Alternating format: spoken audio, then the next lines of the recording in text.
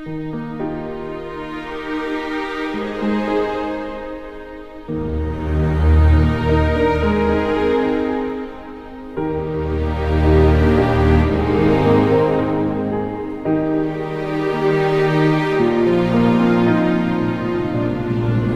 no question at all. We're going to continue.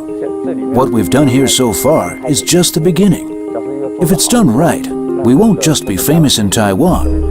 We just may be creating something that the whole world will know about. We've got something definitely worth developing here.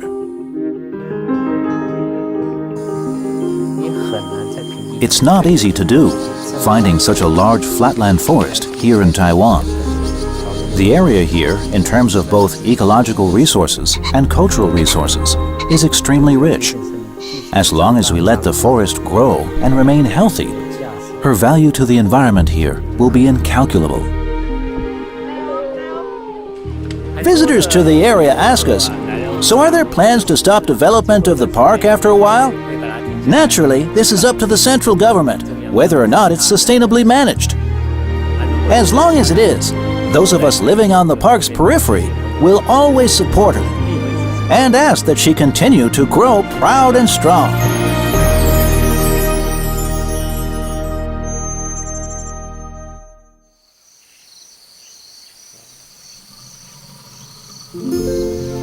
Danongdafu Forest Park embraces 1,250 hectares. The Taiwan Forestry Bureau and Taisugar Corporation have carpeted this expansive lowland plain preserve with just under 20 different lowland tree species, most of which are native to Taiwan.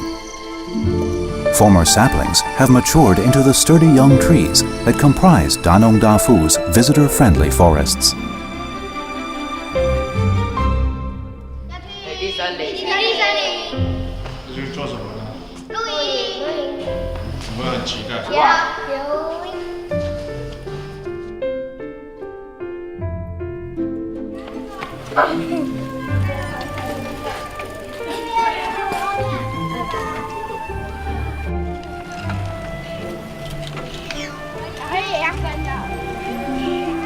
Our school's drum corps was invited to perform both at the Danongdafu opening ceremony and at the opening of the park's wooden walkway. For the kids, it's a place they can enjoy, as well as feel a proud sense of accomplishment about. That's why they have such a sense of emotional attachment. This is such a fantastic place, great for a long stay experience. I mean, staying here for more than just a day or two. Then you can begin to really appreciate the beauty here and start doing activities like these. Exploring, learning more about the environment. This is the best way to help students and visitors to the area really expand their knowledge and understanding. 这边有来过举手，都有来过。好，手放下，因为你们很近，对不对？你们学校离这里很近，好吧？我们今天呢，我们这2天1夜呢，我们要在大家都来过的大农大富，大家都没有过夜过的大农大富过夜哈。 Most of Taiwan's forest recreation parks are located along mountainsides. Now our lowland forest is just what it says, lowland.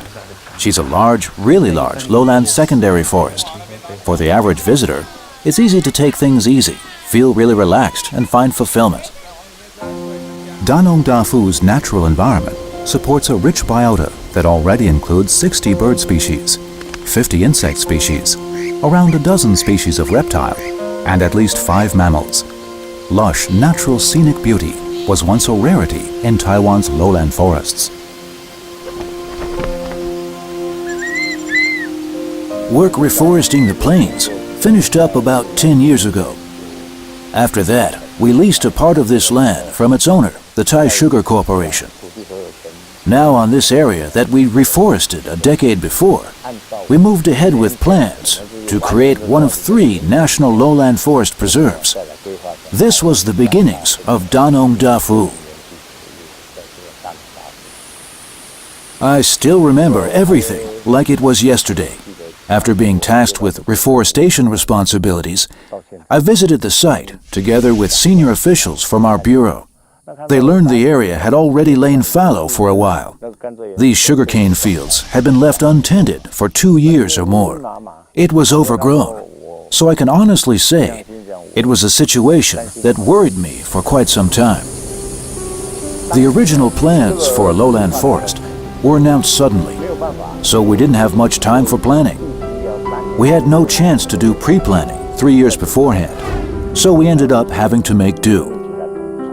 So the Forestry Bureau put out the call to Taiwan's 8 forest district offices and requisitioned pretty much all of the available deciduous saplings from their nurseries. Everything was shipped to Hualien. I remember we were inundated with nearly 2 million saplings. There was no particular order to the species and quantities. A lot of some, a little of others. How would we deal with that? We ended up deciding to alternate species every 6th row and planted about 1,500 trees per hectare. So the way we did things created a somewhat different effect.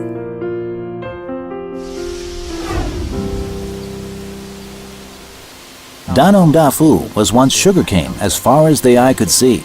It's really fortunate this area could be preserved intact.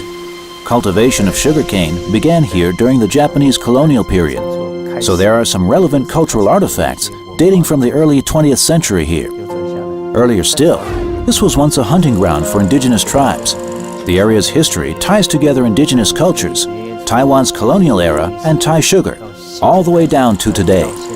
The whole area is steeped in history and culture, so we've got exceptional natural resources as well as cultural heritage. Are we attractive? Are we good? Definitely very good. Fantastic.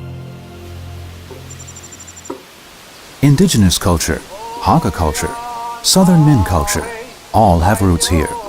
And together with the forest and ecology, enrich Danongdafu. As caretaker of the area's cultural heritage, Hualien Forest District Office regularly holds art and cultural activities in the park with neighboring communities and groups to promote local culture, and invites visitors to experience, unfettered, the area's pervasive culture and nature.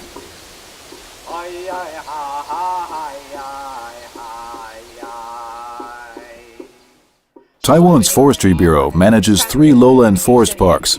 One is Danongdafu. We've also invested quite a lot of resources here.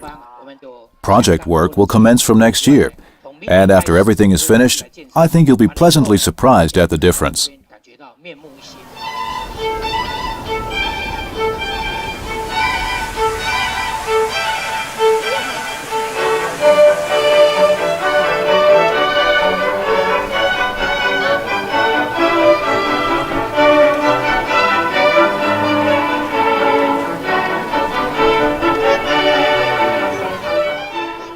This area here all around us is segregated into 5 sections. The eco-security buffer zone is the dark green area here. The major water flows through the park traverse this zone. So we extended this part of the buffer zone. This part is almost 1/2 of the whole park. Secondly, number 2 over here. This section here is the largest and most complete. When reforestation started, work began in the north and moved south. The trees here were planted earliest and are now the largest and prettiest. That's why we've named it the Forest Experience Zone. Now thirdly, this light olive green Nature Discovery Zone was named this way because we've left it wild, with no crops or saplings being grown. So Nature Discovery seemed an appropriate name. The Central Zone was where the offices were during the Japanese colonial era. This zone functions as an efficient control point for visiting vehicles and as a centralized delivery point for introductory information on the park. Another section is this deep grass green section here. This section is where Thai Sugar organizes programs promoting chemical-free agriculture. That's right here. So we call this section the Lohas Recreation Zone. That's pretty much the organization of the park.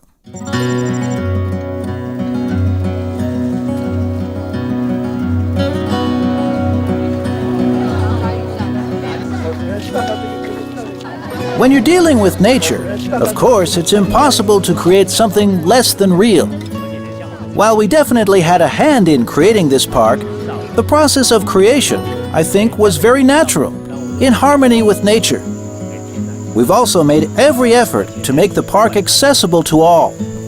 Park facilities are all barrier-free, to give those with disabilities full access to the forest. I feel the Forestry Bureau has done a particularly good job in this respect. I have the feeling that as long as things continue on course, it won't be long before we see a lot more visitor traffic. Naturally, we're not anxious to see crowds piling in. We'd like to see a reasonable, steady number of visitors. We're hopeful that more people from the community get involved in the park to make her even more wonderful. We need to protect our forest and protect this land.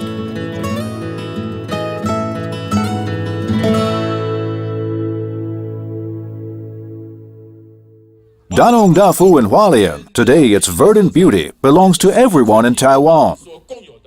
The main purpose of this hot air balloon activity is to let our friends in surrounding communities take to the sky and view the coastal mountain range to the east and the central mountains to the west. Going up in a hot air balloon lets us see broader, farther, and bigger.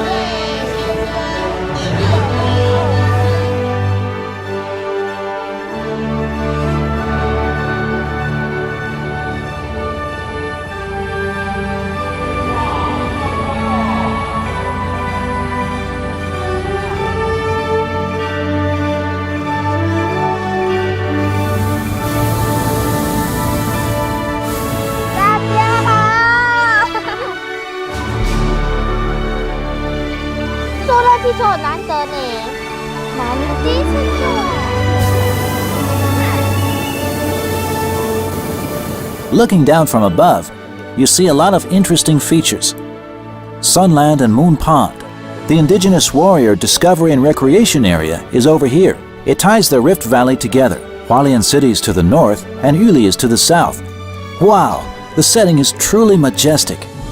Animal life in the area is also gradually recovering and expanding. The trees are maturing, giving animals new habitats and places to shelter. The upward trend will continue as food sources continue to increase. So no question, reforestation has been good for the environment here. We share an intimate connection with trees.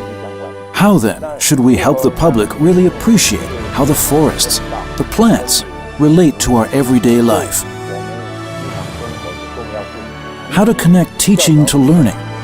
I think that it's great that we put everyone up close and personal. Let everyone experience things themselves. I think this way we'll be able to achieve what we hope to. I have no doubt the best is yet to come. I can't wait. The public will experience it all.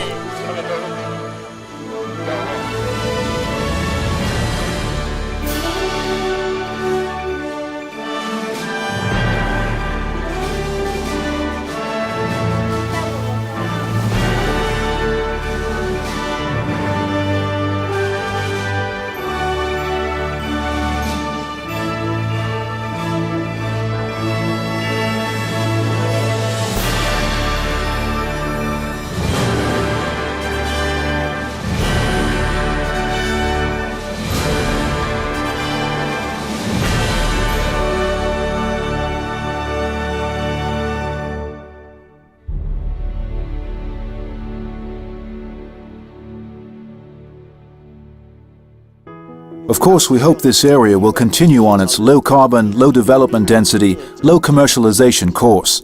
Really, all those who visit, pretty much 9 out of every 10 visitors, support continuing like this. It's because they like the freedom, relaxation, and beauty that this kind of environment provides. This has always been a relatively impoverished area. No visitors, no tourists. These development plans have naturally brought in the tourists. Lots of them to the area. Putting all this together at the Danongdafu Forest Park, it's simply fantastic. The park covers everything we're looking for in an ecotourism experience. Getting more people to come will make things even better. Keep it up, Danongdafu Forest Park. You've got our support.